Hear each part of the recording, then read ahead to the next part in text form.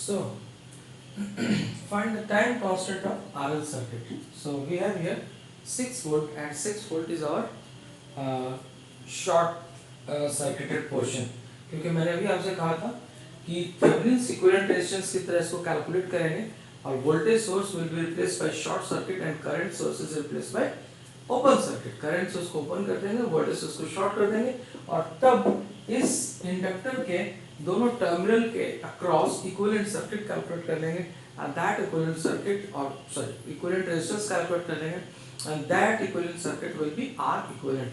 So tau will be equal to later on L by R. So this 6 volt short and 2 ampere is open. ये आपने open कर दिया, तो ये क्या मिला आपको? This is 20 ohm, ये आपका short and this is 20 ohm, ये शॉर्ट और इसके अक्रॉस आपने कैलकुलेट करनी है। ये आपका इंडक्टर है and this is 6 ohm right, और ये आपका ओपन सर्किट पोर्शन है। ठीक है, अब आपको मालूम है मैंने शॉर्टकट भी पहले भी डिस्कस किया हुआ है और अभी भी मैं डिस्कस करता हूँ कि अगर आपको इसके अक्रॉस जिस भी टर्मिनल के अक्रॉस आपको इक्विवेलेंट रेजिस्टेंस लेना हो, आप उस टर्मिनल से करंट को फ्लो करा दीजिए और करंट जहाँ जहाँ डिस्ट्रीब्यूट होता जाएगा वो पैरेलल होगा और जहां पर सेम रहेगा that will be in series.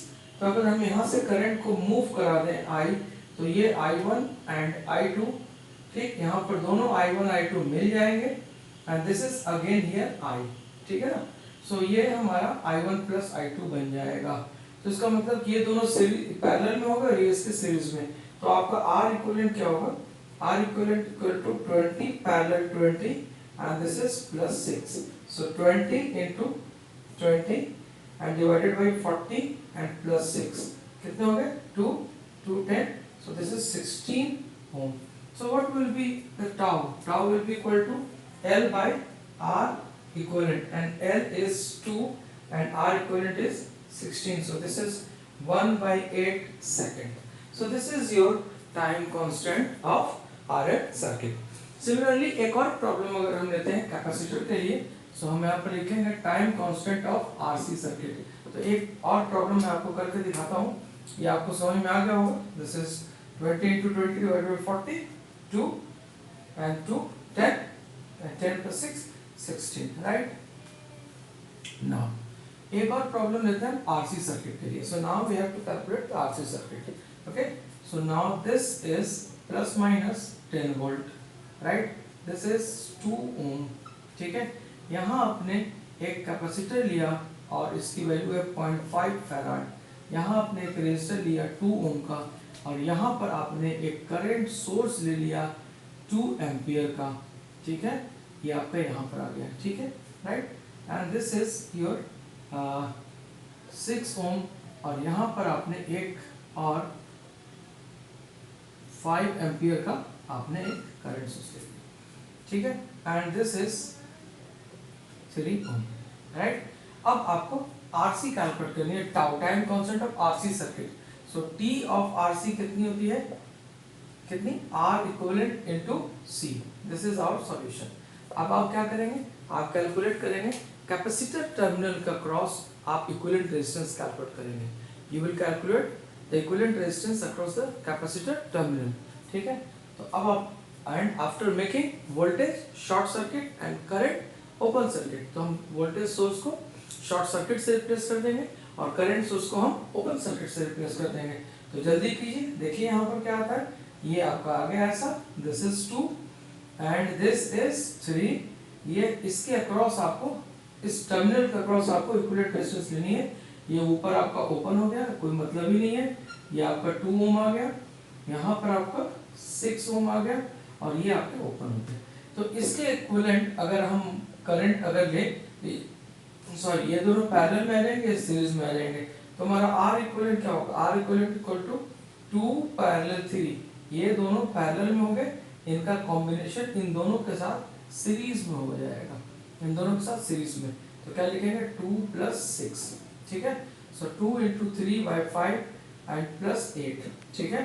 6 plus 40 divided by 5 कितनी आ गई? 46 by 5, ठीक है। so this is 9.2. फाइन, ये तो होगा, ठीक है, 9.2. so this is our R equivalent. so now what will be the tau? so tau will be equal to 9.2 और कैपेसिटर की वैल्यू कितनी है 4.5. so कितनी आ जाएगी ये 0 and this is 45 and 46 2 यानी कि 4.6 second. so 4.6 second will be your time constant. so this is simplest. I think you are enjoying the concept. आपको मजा आ रहा होगा कि ये तो बहुत ही आसान है और हम बहुत आसानी से इसको कर सकते हैं. so yes, it's true that this is very simple and you can do it very easily, right? अब एक और प्रॉब्लम कैलकुलेट करते हैं और हम इसको सॉल्व करते हैं. आपको करके दिखाता हूं मैं. so we are moving towards another problem, right?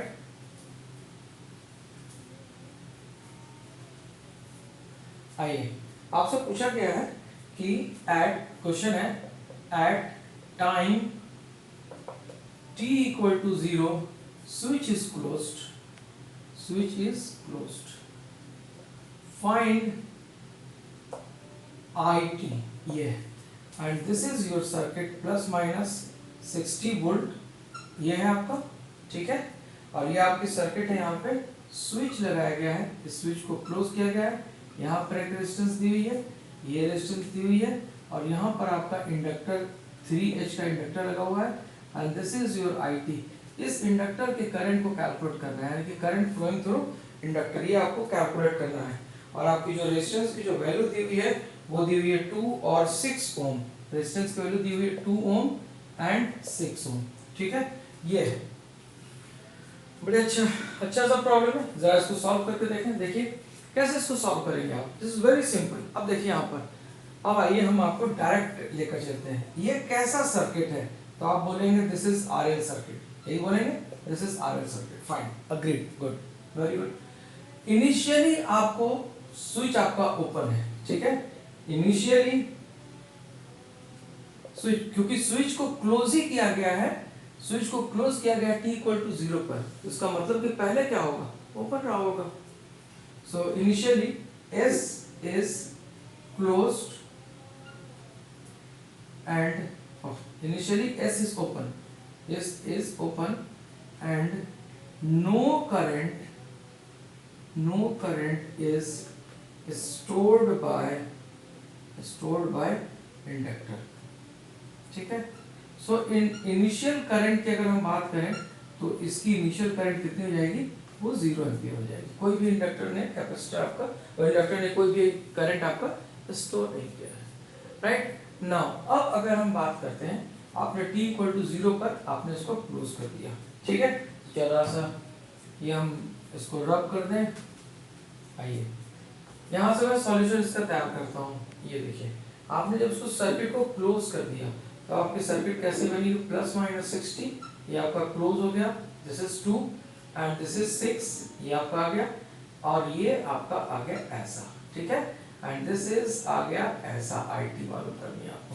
अब आपको सबसे पहले मैं वो सारी चीजें आपको इम्प्लीमेंट करने को सिखा रहा हूँ जो कि अभी मैंने किया था इससे पहले नेचुरल और फोर्स रिस्पॉन्स में.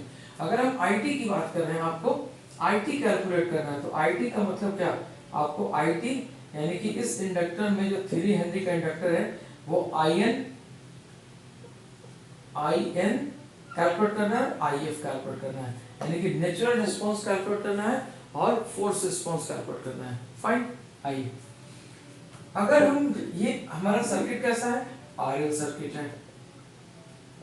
मैंने आपको क्या बताया था, अगर इसका नेचुरल रिस्पांस होगा तो IN कितना आया था, a e⁻t/τ, ठीक है.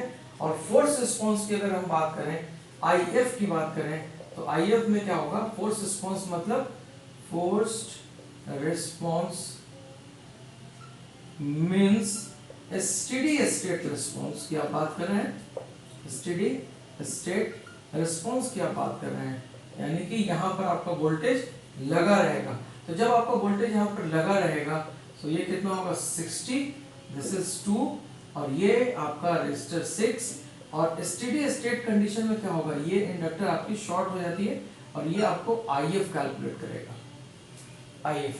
तो अब ये A शॉर्ट है और ये क्या होगा, inductor short means it is response, so inductor short, क्योंकि स्टेडी स्टेट में इंडक्टर क्या होता है, शॉर्ट होता है, ठीक है।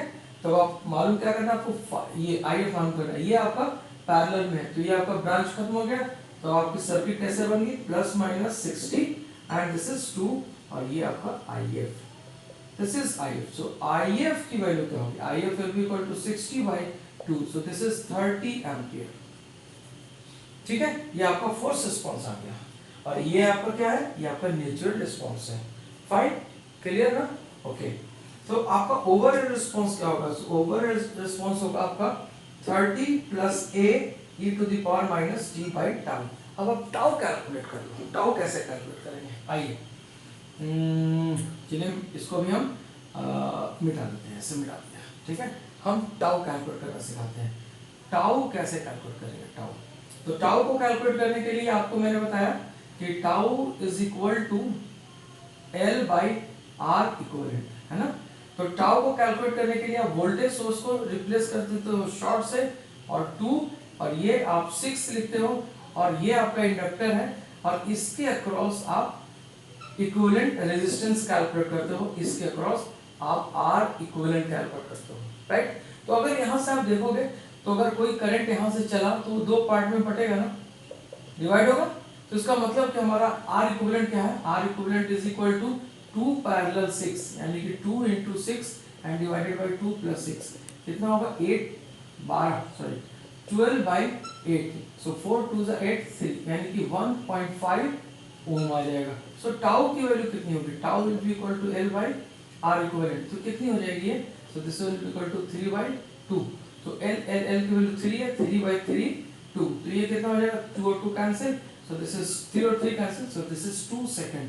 तो आपके पास इक्वेशन क्या आ जाएगा, IT is equal to 30 plus A e to the power minus t by 2, तो हम क्या लिख सकते हैं 30 plus A e to the power minus 0.5 t, this is your IT। लेकिन अभी आपका काम पूरा नहीं हुआ, अभी आपको A की वैल्यू कैलकुलेट करनी है, this we have to calculate, ये A की वैल्यू कितनी होगी। अब आइए आप इनिशियल कंडीशन लगाइए, आपने क्या कहा था कि t equal to 0 plus IT की वैल्यू कितनी थी, कोई भी करंट इसने स्टोर नहीं करा था, तो t इक्वल टू 0 प्लस पर IT की वैल्यू कितनी थी, 0 थी, this implies 0 equal to 30 plus A e to the power 0, so A की वैल्यू कितनी है अभी -30, so what is the response, so हमारा IT का रिस्पांस होगा 30 and -30 e to the power minus t by 2, this is your answer. So आपने क्या किया, natural response as well as force response आपने कैलकुलेट कर लिया, सो दिस इज योर आंसर, ठीक है।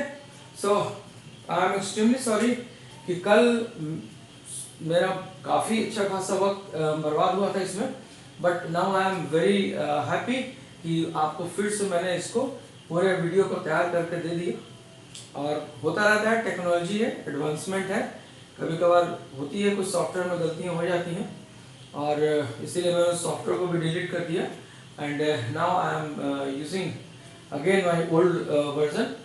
So second thing I am telling you कि mister Saurabh and साहिल, आपको अब अगर कोई प्रॉब्लम होगी मैं फिर और आपको प्रॉब्लम सॉल्व करके इसमें और भी आपको दिखाऊंगा और बाकी लोगों को भी आप शेयर कर दीजिएगा and work hard and keep going, okay, thank you very much, bye bye।